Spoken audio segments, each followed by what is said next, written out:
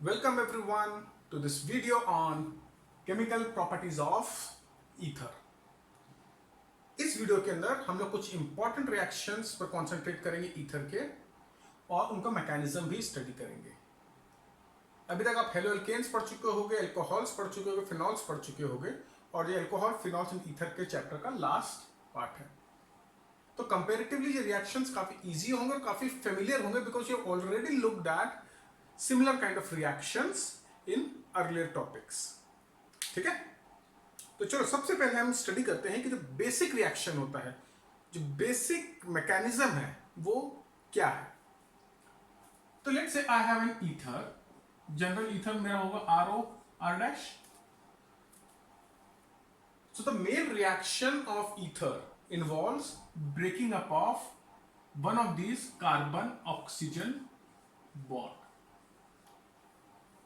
So cleavage of carbon oxygen bond is involved in many of these reactions of ether. Now when we compare chemical reactivity of ether with alcohols, it is on the lower side. The important thing which we need to figure out, या वो important चीज जो हमें पता होनी चाहिए कि CO bond जो टूटेगा वो कौन सा टूटने वाला है। तो यहाँ पर कार्बन ऑक्सीजन के बीच में दो बॉन्ड है, एक ये वाला बॉन्ड है and this is the second bond. So which bond will be broken, that is the important question और that is the important thing which we should be able to figure out by analysing the reactants and the reaction conditions. तो हम ये study करते हैं ether की property by looking at the reaction of ether with hydrogen halides. So we will look at reaction of ether with hydrogen halides. Let's say HCl, HBr and HI. तो एक basic चीज जो हम पहले भी स्टडी कर चुके हैं, जब हम हाइड्रोजन हैलाइड्स के साथ रिएक्शन की बात करते हैं तो ऑर्डर ऑफ रिएक्टिविटी क्या होता है फॉर डिफरेंट हाइड्रोजन हैलाइड्स, और ये हमने हेलोल्केन्स में ही पढ़ा था कि HI is more reactive than HBr, is more reactive than HCl, is more reactive than obviously hydrogen fluoride. Size of bond की बात हो जाती है, ये बॉन्ड बड़ा है तो इसलिए इजीली ब्रेक हो सकता है। So this is the order of reactivity which you should know. और ये order of reactivity केवल इसी रिएक्शन के लिए नहीं, हर रिएक्शन में it will be same. Hydrogen iodide will be more reactive than HBr, will be more reactive than HCl, will be more reactive than hydrogen fluoride. ठीक है, तो जब हम ये रिएक्शन पढ़ेंगे तो सबसे पहले हम पढ़ते हैं कि जब हाइड्रोजन हैलाइड्स रिएक्ट कर रहे हैं प्राइमरी या सेकेंडरी ईथर के साथ। जब मैं प्राइमरी या सेकेंडरी ईथर बोल रहा हूँ, मेरा बेसिक बोलने का मतलब है कि ये जो अल्काइल ग्रुप अटैच्ड हैं R और R dash, these are other primary alkyl group और सेकेंडरी अल्काइल ग्रुप। अभी हम टर्शियरी अल्काइल ग्रुप के बारे में बात नहीं कर रहे क्योंकि उसका मैकेनिज्म टोटली डिफरेंट होता है। ठीक है, तो let's study reaction of ether with hydrogen halide and we will start with reaction with primary and secondary alkyl groups attached to ether.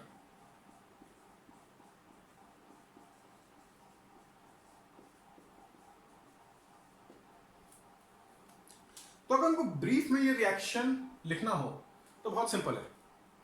क्या होता है, RO R dash plus HX will give me, first stage में मेरे को दो molecules मिलेंगे। Let's मैं ROR ले लेता हूं यहां पे, एक अल्कोहल का मॉलिक्यूल मिलेगा और दूसरा अल्काइल हैलाइड का। ये alcohol will not be able to remain as it is for long, it will immediately combine with HX to give me another molecule of alkyl halide plus water. So these are the two main, this is the main reaction of ether with hydrogen halide. तो जो हमें product form हो रहा है that is alkyl halide and alcohol further gets converted into alkyl halide. अब जब primary और secondary alkyl group अगर अटैच्ड हैं ईथर में तो ये रिएक्शन फॉलो करता है SN2 मैकेनिज्म। अभी हम मैकेनिज्म को स्टडी करेंगे बट पहले ब्रॉड या बिग पिक्चर समझ लें। तो जब मैं SN2 मैकेनिज्म बोल रहा हूं तो obviously it means bimolecular nucleophilic substitution reaction, जिसका rate of reaction will depend upon concentration of two species. ठीक है, जो SN2 मैकेनिज्म है that does not involve any formation of carbocations, it proceeds through a formation of or it proceeds via transition state, जिसमें जो nucleophile attack कर रहा है और जो लिविंग ग्रुप है वो टेम्पररी एक ट्रांजिशन स्टेट में आते हैं और उसके बाद लिविंग ग्रुप अलग हो जाता है। और हमने स्टडी किया था कि ये ट्रांजिशन स्टेट बनने के लिए स्टेराइक हिंड्रेंस जितनी कम हो उतना रिएक्शन फास्ट होगा। तो अगर मेरा लेट्स से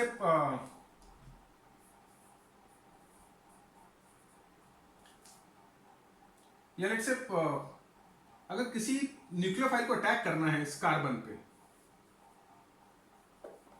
या न्यूक्लियोफाइल को अटैक करना है कार्बन जो कि इस अल्काइल ग्रुप का पार्ट है, दिस इज सम न्यूक्लियोफाइल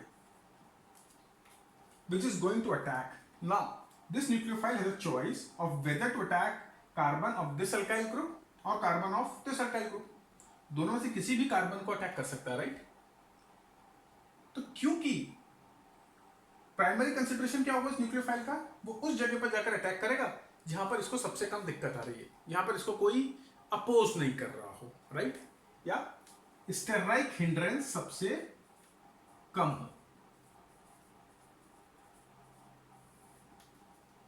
ठीक है, तो मुझे पता है कि जो प्राइमरी अल्काइल ग्रुप होगा that will offer least steric hindrance, secondary उससे थोड़ा ज्यादा स्टेराइक हिंड्रेंस देगा और tertiary will offer maximum steric hindrance. So this nucleophile will tend to attack a primary alkyl group, पहली बात। दूसरी बात, it will tend to attack the smaller alkyl group, जैसे अगर मिथाइल और इथाइल दोनों अटैच्ड हैं तो it will tend to attack methyl group, again the result being steric hindrance। ठीक है, इतना क्लियर है? तो बेसिक कॉन्सेप्ट याद रखो कि this particular reaction of ether with alkyl halide, this particular reaction of ether with hydrogen halide follows SN2 mechanism, जहां पर rate of reaction will depend upon concentration of two species। It proceeds through a formation of a transition state, जिसमें जो nucleophile attack कर रहा है और जो leaving group हैं वो मोमेंटरली एक प्रोडक्ट का पार्ट होते हैं। और इस रिएक्शन के अंदर जितनी स्टेराइक हिंड्रेंस कम होगी उतना रिएक्शन फास्ट होगा। तो न्यूक्लियोफाइल उस अल्काइल ग्रुप को अटैक करेगा, उस अल्काइल ग्रुप पे कार्बन को अटैक करेगा जहां पर इसे सबसे कम स्टेराइक हिंड्रेंस मिलेगी, यानी लीस्ट सब्स्टिट्यूटेड कार्बन को वो अटैक करेगा। तो अगर प्राइमरी और सेकेंडरी अल्काइल ग्रुप है तो प्राइमरी अल्काइल ग्रुप को अटैक करेगा, सेकेंडरी और टर्शियरी तो सेकेंडरी अल्काइल ग्रुप को अटैक करेगा। इतना बात क्लियर है?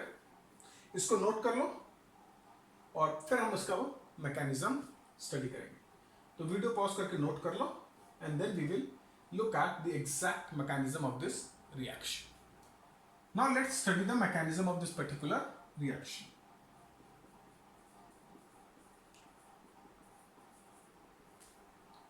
तो जो इसमें फर्स्ट स्टेप है जो कि काफी कॉमन है, जो अल्कोहल के सारे रिएक्शन में भी ऑलमोस्ट सिमिलर स्टेप हो रहा था, तो जो फर्स्ट स्टेप है दैट इज प्रोटोनेशन।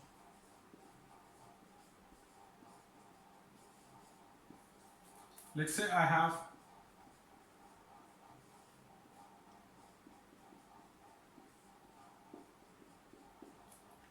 इस ऑक्सीजन के पास लोन पेयर है, तो ये क्या करेगा, it will accept this proton and form a bond by transferring this lone pair to hydrogen ion. Now this is a very fast step, okay? So what I will get is CH3OH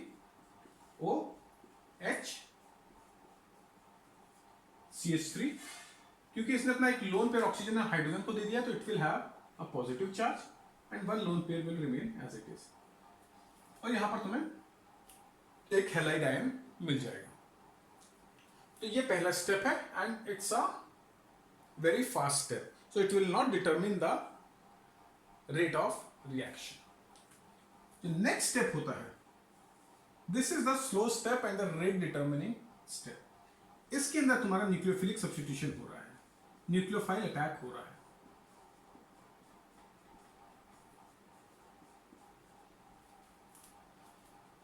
ठीक है, तो let's say हमारे first step के बाद हमें ये मिल गया था,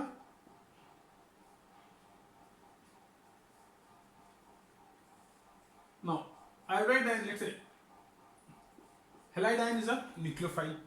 Now this is going to attack this particular compound. अब यहां पर जो तुम्हारा ऑक्सीजन है, दिस इज वेरी इलेक्ट्रोनेगेटिव, ये अपने ऊपर पॉजिटिव चार्ज ज्यादा देर तक नहीं रख सकता। तो what it will try to do is, जैसे it will try to pull this electron from carbon over here, okay, and simultaneously iodide ion will start attacking this particular carbon, क्योंकि ये electron यहां पर जा रहा है तो ये थोड़ा डेल्टा पॉजिटिव चार्ज इस पर आना शुरू हो जाएगा, और nucleophile will go towards the positively charged centre. So transition state में ये भी से ज्वाइन होगा, this part will be about to leave and what you will get is a compound which is CH3X plus CH3OH। ठीक है, ये तुम्हारा halide ion ये इस कार्बन को अटैक करेगा और इसको सब्स्टिट्यूट कर देगा। ये जो तुम्हारा अल्कोहल वाला पार्ट है, this part will get substituted out. So you will get a molecule of alkyl halide and alcohol. Now this is a slow step and the rate determining step. CH3OH will not be able to remain as it is and it will also get converted into alkyl halide plus water. Again SN2 mechanism, और ये reaction हम पहले भी पढ़ चुके हैं, इसलिए इसके मैकेनिज्म में मैं नहीं जा रहा, बट मोर और लेस सिमिलर मैकेनिज्म है। So this is how the reaction of hydrogen halides with ether which contains primary और सेकेंडरी अल्काइल ग्रुप प्रोसीड्स। ठीक है, इसको नोट कर लो। Great, now we will look at reaction of ether which contains tertiary alkyl group with hydrogen halide. उसका mechanism देखते हैं। Product तो सेम ही फॉर्म होने वाले उसके अंदर भी, लेकिन मैकेनिज्म डिफरेंट होगा। Let's look at it.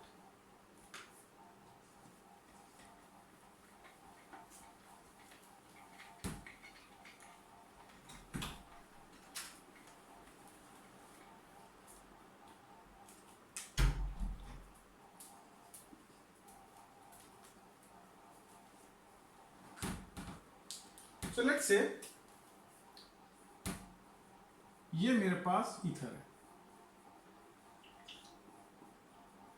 ये टर्शियरी अल्काइल ग्रुप हो गया attach to oxygen, and let's say ये है। तो पहला step is again the same, that is protonation. इसमें कोई डिफरेंस नहीं है, अगेन प्रोटोनेशन हो रहा है, तो you will get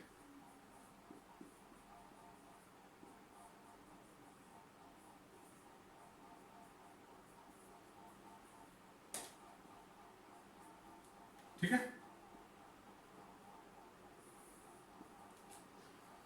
so this is your first step.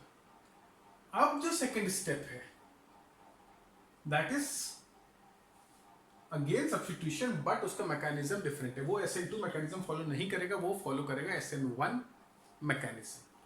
और SN1 मैकेनिज्म क्यों फॉलो करेगा?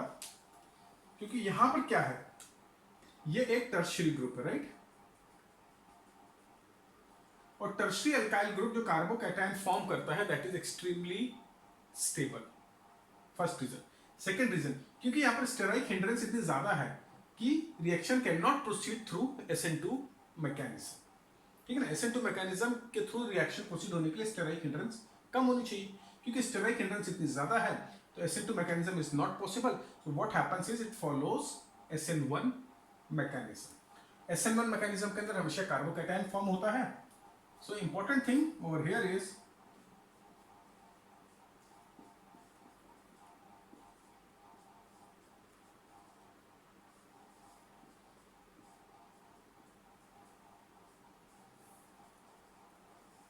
और इस रिएक्शन के अंदर I माइनस या X माइनस हैलाइड आयन का कोई रोल नहीं है।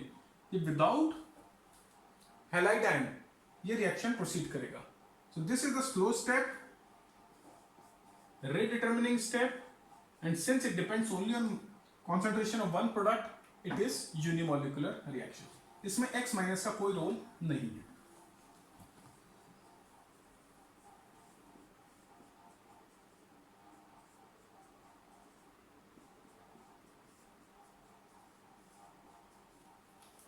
तो एकदम इंपॉर्टेंट है। मिस्टेक जो बना सकते हो कि अगर आपने इसको लिख दिया तो CH3 CH3 CH3 CH3 OH, वो गलत हो जाता, क्योंकि कार्बोकैटायन तो टर्शरी वाला ही स्टेबल होगा। तो this will be the leaving group, वो लीव करिए। तो this is your second step and it is the rate determining step. Third step में क्या होगा? Now I minus will attack this thing and gets joint to this particular carbon and form halide. So basically, let me rub this thing.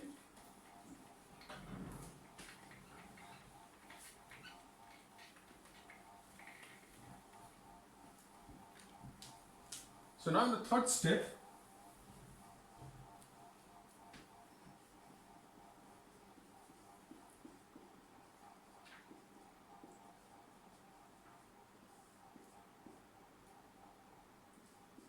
मेरे बार बार मेरे मुंह से X की जगह I निकल रहा है because iodide ion is HI is most reactive.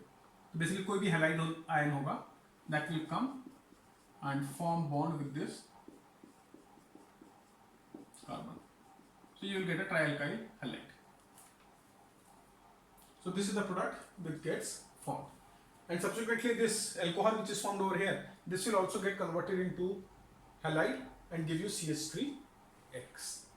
जैसे हमारे पिछले वाले मैकेनिज्म में भी हुआ था, जो अल्कोहल फॉर्म होता है that will not remain as it is, it will combine with hydrogen halide to give you alkyl halide, specially when hydrogen halide is present in excess. जब एक्सेस में प्रेजेंट होगा तब तो डेफिनेटली ये alcohol का molecule वापस alkyl halide में convert हो जाएगा। तो क्लियर है वाला रिएक्शन? तो reaction of ether with hydrogen halides, कोई भी किसी भी तरह का ईथर और प्रोडक्ट एक ही फॉर्म होना है, alkyl halide or alcohol, and alcohol especially in excess of hydrogen halide will also get converted into alkyl halide। तो उसमें कोई डाउट नहीं होना चाहिए, बट मेन चीज या मेन कॉन्सेप्ट आपको समझना है कि अगर ये जो दोनों अल्काइल ग्रुप है वो प्राइमरी और सेकेंडरी होंगे तो SN2 मैकेनिज्म फॉलो होगा, और टर्शरी होगा तो SN1 मैकेनिज्म फॉलो होगा। और फर्स्ट स्टेप में कौन सा अल्काइल हैलाइड मिलेगा दैट विल डिपेंड अपॉन कि कौन सा अल्काइल हैलाइड में कम स्टेरिक हिंड्रेंस है, अगर प्राइमरी और सेकेंडरी की हम अल्काइल ग्रुप की बात कर रहे हैं तो। और जब टर्शरी अल्काइल ग्रुप अटैच हो तो हमें टर्शरी हैलाइड ही मिलने वाला है फर्स्ट स्टेप में, और उसके बाद ये अल्कोहल कन्वर्ट होकर वापस हमें हैलाइड दे देगा। ठीक है, तो इसको नोट कर लो। तो this was one important reaction of ether, and now we will look at reactions of anisole. और एनिसोल कुछ नहीं होता, बेसिकली तुम्हारा मिथॉक्सी बेंजीन, मिथॉक्सी बेंजीन को एनिसोल भी कहते हैं। तो now we will look at reaction of anisole. Reactions of anisole, और एनिसोल बेसिकली आपका ये है,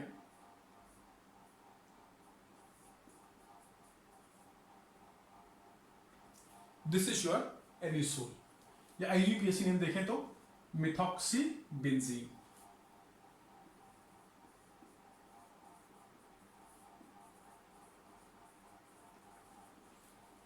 तो अब हम एनिसोल के रिएक्शन देखेंगे। तो फर्स्ट रिएक्शन जो हम देखेंगे दैट इज सेम एज जो अभी हमने ईथर के लिए देखा था, which is reaction with alkyl halide, sorry, reaction with hydrogen halide. जब हम रिएक्शन विथ हाइड्रोजन हैलाइड की बात कर रहे हैं तो इसमें एक इंपॉर्टेंट चीज है जो हमें नोट करनी, बाकी तो रिएक्शन सेम है. Reaction of anisole with let's say HX. ना इसके अंदर इंपॉर्टेंट चीज ये है कि कौन सा OC बॉन्ड ब्रेक होगा. एक OC बॉन्ड ये है और एक OC बॉन्ड इनके बीच में है, ठीक है ना. जैसे OCH3 है तो this is one OC bond and this is another OC bond. तो which carbon oxygen bond will be broken. तो ऑब्वियसली जो बॉन्ड लेस स्टेबल होगा that will be broken.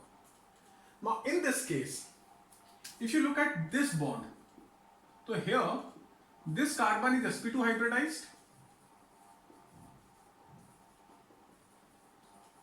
and this carbon oxygen bond is very stable as obvious reason as it has partial double bond character due to resonance, right, as it has partial double bond character due to resonance. So as compared to this carbon oxygen bond between an sp3 hybridized carbon and oxygen, this carbon bond is very stable as it has double bond characteristic due to resonance. Okay? तो ये point आप याद रखो कि जो bond टूटेगा वो ये वाला बॉन्ड टूटने वाला है. ठीक. तो ऑब्वियसली ये बॉन्ड टूटेगा तो जो तुम्हारा प्रोडक्ट फॉर्म होगा वो क्या होने वाला है, जो तुम्हारा I आएगा या X आएगा वो इससे अटैच हो जाएगा और H इस वाले से अटैच हो जाएगा. तो तुम्हें एक फिनॉल मिल जाएगा और तुम्हें एक अल्काइल हैलाइड मिल जाएगा. So overall reaction is something like this.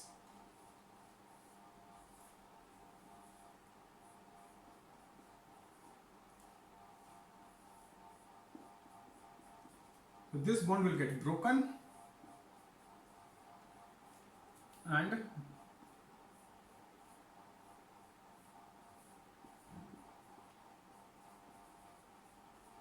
so you get phenol and alkyl halide. And since phenol will not undergo nucleophilic substitution reaction, so further conversion of this into haloarine is not possible. ठीक है. तो ये reaction यहीं पर stop हो जाएगा. Unlike previous reaction जो हमने देखे थे उसमें जो अल्कोहल फॉर्म हो रहा था वो readily nucleophilic substitution reaction show करता था तो कन्वर्ट हो जाता था अल्काइल हैलाइड में. बट इस केस में phenol will not undergo nucleophilic substitution reaction, तो phenol will remain as it is and we will get an alkyl halide and phenol. So this is the overall reaction of anisole with hydrogen halide. Important thing to remember over here is that it is the alkyl group oxygen bond which gets broken as it is unstable as compared to aryl carbon and oxygen as compared to sp2 hybridized carbon atom and oxygen bond. Reason यहाँ पर मैंने आपको पहले ही बता दिया है. तो ठीक है ये वाला क्लियर है concept. Reaction is almost the same product form हो रहा है, सब कुछ सेम है. मेन चीज जैसे मैंने स्टार्टिंग में भी बोला था, फोकस करो कि कौन सा बॉन्ड ब्रेक होगा. चलो, now we will look at the last category of reaction of anisole. अब anisole क्या है? एरोमेटिक कंपाउंड है, एरोमेटिक रिंग से अटैच्ड है, तो obviously electrophilic aromatic substitution reaction show करेगा. So let's look at electrophilic aromatic substitution reactions of anisole. अब anisole के अंदर जो हमारा एल्कोक्सी ग्रुप है that is ortho and para directive. This is your anisole, right? इस ऑक्सीजन के पास लोन पेयर्स है, राइट? तो ये जो एल्कोक्सी ग्रुप है this is ortho and para directive. तो इंपॉर्टेंट थिंग है alkoxy group is ortho and para directive due to resonance. अभी हम देखेंगे इसका रेजोनेंस स्ट्रक्चर भी स्टडी करेंगे। Due to plus R effect या ड्यू टू रेजोनेंस लिख दो आप simple. Now, as a result of which, since alkoxy group is ortho and para directing, तो क्या होता है कि जो इलेक्ट्रॉन चार्ज डेंसिटी होती है वो ऑर्थो पोजीशन पे एंड ये पैरा पोजीशन पे, इन दो पोजीशन के ऊपर आपकी इलेक्ट्रॉन चार्ज डेंसिटी बढ़ जाती है। As a result of which this benzene rings gets activated towards electrophilic substitution reaction. अगर इस पर इलेक्ट्रॉन चार्ज डेंसिटी बढ़ गई, एक तरीके से उस पर नेगेटिव चार्ज आ गया, तो any electrophile will like to come and attack this point, और यहाँ पर आकर अटैच होने की कोशिश करेगा। इलेक्ट्रोफाइल का काम यही है ना, उसको नेगेटिव चार्ज सीकिंग होता है वो। तो अगर तुम्हारी इलेक्ट्रॉन चार्ज डेंसिटी ऑर्थो और पैरा पोजीशन पर बढ़ जाएगी तो कोई भी इलेक्ट्रोफाइल आकर यहाँ पर सब्स्टिट्यूशन रिएक्शन करने की कोशिश करेगा। ठीक है, and this is something which we had studied in phenol also, we had studied in haloarenes also. So same concept. Alkoxy group is ortho and para directing due to resonance, and because of increased electron density at ortho and para position, benzene ring is activated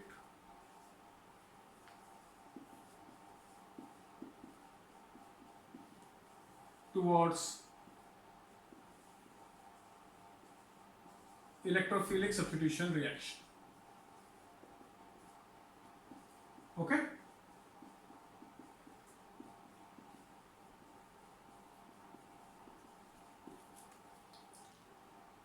अब हम इसका वो देखते हैं, resonance structure देख लेते हैं। Resonance structure same है बट स्टिल एक और बार इसको देख लो ताकि आपके दिमाग में बैठ जाए और आप इजीली इसको ड्रॉ कर सको।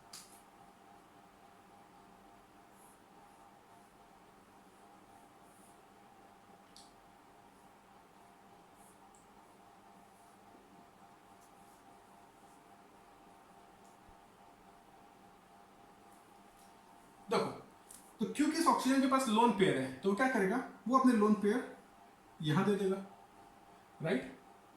अब इस कार्बन के पास 5 बॉन्ड हो जाएंगे तो एक बॉन्ड खत्म करने की कोशिश करेगा। तो व्हाट इट विल से कि भैया ये इलेक्ट्रॉन यहां से इलेक्ट्रॉन नेबरिंग कार्बन को पास कर देगा, राइट। तो this will lead to a structure like this. यहां पर इसने लोन पेयर इसको दे दिया तो डबल बॉन्ड बन गया, यहां पर पॉजिटिव चार्ज आ गया क्योंकि एक लोन पेयर गायब हो गया। इस कार्बन ने क्या किया, इसके पास ज्यादा बॉन्ड्स हो रहे थे तो इसने ये इलेक्ट्रॉन नेबरिंग कार्बन को ट्रांसफर कर दिया। ठीक है, तो ये आपका पहला रेजोनेंस स्ट्रक्चर बन गया। अब ये कार्बन भी बोलेगा कि भैया मेरे को नेगेटिव चार्ज नहीं चाहिए, ये भी अपना चार्ज फेंकना चाहेगा, किसी और को ट्रांसफर करना चाहेगा। तो व्हाट इट विल डू कि ये बोलेगा कि भाई तुम मेरा चार्ज ले लो, ये चार्ज यहां ट्रांसफर कर देगा और अपना डबल बॉन्ड वापस एस्टैब्लिश कर लेगा। अब इसके बाद एक्स्ट्रा हो जाएगा तो ये आगे बढ़ा देगा, तो क्या बन जाएगा,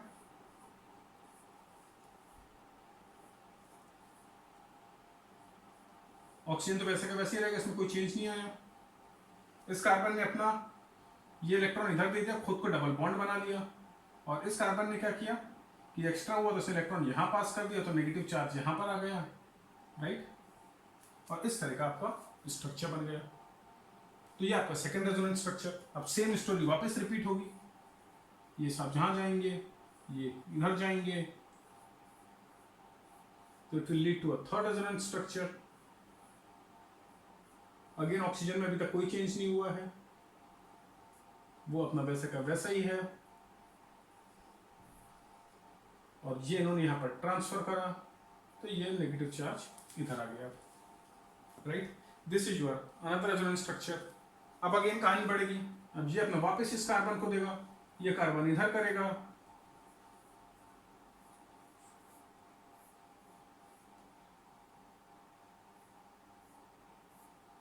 यहाँ पर सिंगल बॉन्ड हो जाएगा और वापस ये चीज आ गई।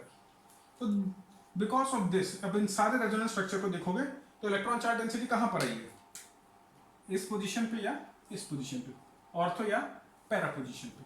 Therefore it is ortho and para direct. ठीक है, ये कॉन्सेप्ट आपने पहले भी पढ़ा था, एक और बार आपका रीइंफोर्स हो गया। चलें आगे बढ़े।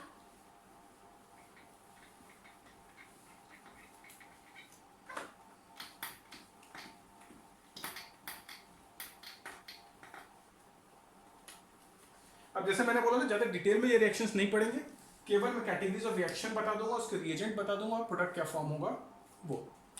तो उसे चार्ट के फॉर्म में नोट कर लो, it will be easier for you to learn. First category of reaction हमारा nitration,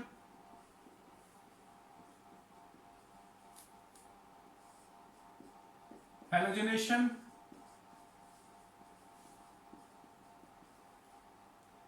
and finally we will look at, अगर हमारा एरोमेटिक रिंग है तो फ्रीडल क्राफ्ट रिएक्शन तो कहीं नहीं जाने वाला, वो तो आना ही आना है। और फ्रीडल क्राफ्ट है तो अल्काइलेशन भी होगा और एसाइलेशन भी होगा।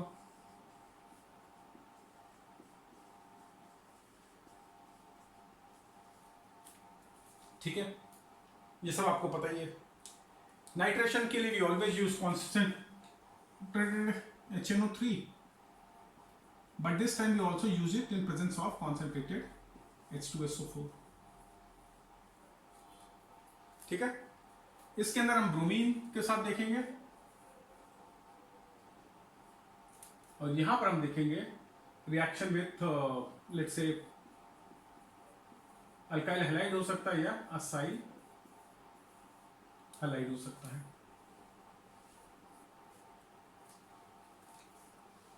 तो इस केस में प्रोडक्ट क्या फॉर्म होगा,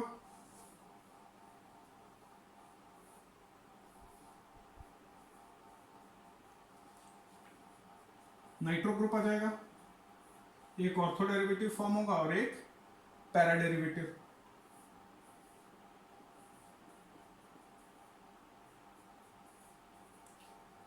और हमें पता है this will be the major product which is always the case with ortho and para directing groups. क्यों? Because of symmetry and less steric hindrance। Same concept जो हमने ऑलरेडी पढ़े हुए।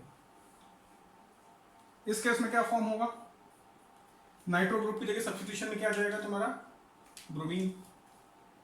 सो this will be your product, ortho derivative plus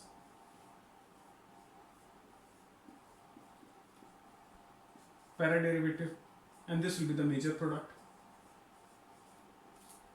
ठीक है, तो देखो कितनी easily we are able to write the reaction, क्योंकि एक बार आपको पता है इलेक्ट्रोफिलिक एरोमेटिक सब्स्टिट्यूशन है, nitration, halogenation, sulphonation, Friedel Craft reaction, यही रिएक्शंस होते हैं। और ऑर्थो पैरा प्रोडक्ट फॉर्म होगा, पैरा प्रोडक्ट मेजर होगा, स्टोरी सेम रहनी है। अब इसके अंदर मैं अल्काइलेशन नहीं करवाता हूँ, सीधे सीधे एसाइलेशन वाला पार्ट कर लेते हैं। एक एक देखेंगे, दूसरा एग्जैक्टली सिमिलर है। और ये चीज हमेशा याद रखो, फ्रीडल क्राफ्ट रिएक्शन होगा तो कैटलिस्ट भी होगा, and that catalyst is nothing but anhydrous AlCl3। ठीक है, तो उसके प्रेजेंस में होगा, इसको नोट कर लो, फिर हम देखते हैं।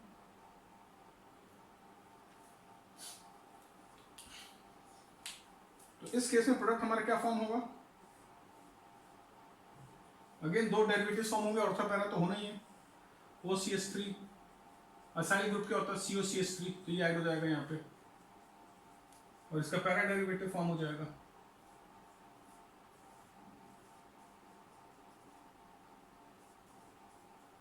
And this will be the major product. So this is how the reaction of anisole will look like, aromatic electrophilic aromatic substitution reaction।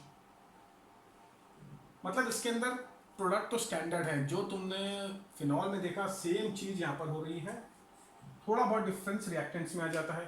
हाँ, जैसे यहाँ पर इसको हम लेते हैं सॉल्वेंट जो लेते हैं इथेनॉइक एसिड लेते हैं। जब हम फिनॉल की बात कर रहे थे तो हम या तो वाटर ले रहे थे पोलर सॉल्वेंट के लिए, या नॉन पोलर सॉल्वेंट क्लोरोफॉर्म वगैरह हमने, या कार्बन डाइसल्फाइड यूज किया था फिनॉल के केस में। ईथर के केस में इथेनॉइक एसिड। फीडल ग्राफ में कोई चेंज नहीं, AlCl3 यहाँ पर भी ये वहाँ पर भी था और हर जगह यही रहने वाला है। इसमें भी रिएक्टेंट तो सेम है, but it is carried out in presence of H2SO4. So these are the electrophilic substitution reactions of anisole. I suggest that you write it in the form of this chart only, this graph only, because this will help you to learn it more effectively और बहुत जल्दी learn कर लोगे। 2 minute में देखकर पूरा का पूरा याद हो जाएगा। अलग अलग लिखोगे तो तीनों चीज़ों को बार बार कवर करते रहोगे, 2 मिनट के काम की जगह 10 मिनट लगाओगे। Okay, so this is what I wanted to cover in this video of chemical properties of ether. I hope आपको सब कुछ क्लियर होगा। 2 ही मेन रिएक्शंस थे, 2 ही मेन कॉन्सेप्ट थे, क्लीवेज ऑफ CO बॉन्ड और कौन सा CO बॉन्ड टूटेगा। ठीक है, हमने देखा था in case of anisole alkyl carbon वाला ऑक्सीजन का बॉन्ड टूटता है, और जब हम पहला जो हमने इनिशियली करा था जैसे CH3OC2H5 तो उसके अंदर हमने देखा था कि जो लेस बल्की ग्रुप होगा वहां पर हैलाइड आयन सब्स्टिट्यूट होता था in case of SN1 mechanism, sorry SN2 mechanism. और जब SN1 मैकेनिज्म फॉलो हो रहा था, और SN1 मैकेनिज्म कब फॉलो हो रहा था, जब टर्शरी अल्काइल ग्रुप अटैच था ऑक्सीजन के साथ। उस केस में कार्बोकैटायन फॉर्म हो रहा था, और उस टर्शरी कार्बोकैटायन के साथ जाकर आपका हैलाइड आयन अटैच कर रहा था अपने आप को। ठीक है, तो इसको अच्छे से पढ़ लो। I think it's very easy, और कोई डाउट हो you can always reach me. So that's it for this video, and I will be back soon with a new video. So till then, goodbye and have a nice time.